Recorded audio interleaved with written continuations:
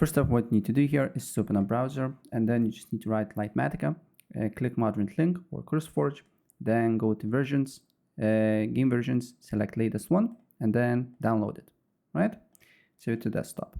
Then you need to look for mylib, right? Or lilib. And you just need to go to Moderate, again, go to versions, game versions, select latest one, make sure it's Fabric, and then download it as well.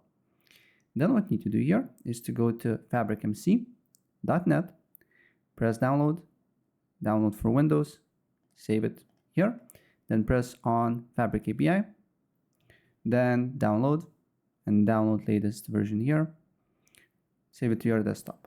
If you get some unverified errors here or blocked, don't worry, it's super safe, download it. And you should have these 4 files. Then you just need to completely close Minecraft and launch Fabric installer. And then you just need to install 1.21.8. If you're getting error, there is 2 reasons: Minecraft is not completely closed, or you don't have Java. If you don't have Java, just download from internet as well.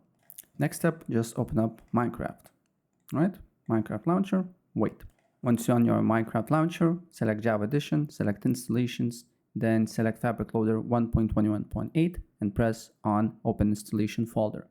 Then you need to go to Mods folder. If you don't have mod folder, just press New and then just name it Mods and create it.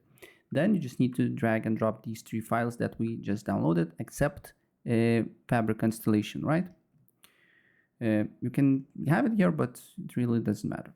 Then what you need to do here is to select installations, make sure it's modded, and then go to Fabric Loader 1.21.8 here and wait. And once you're in the game, you just need to press letter M, and then you should have Litematica menu. So that's pretty much it.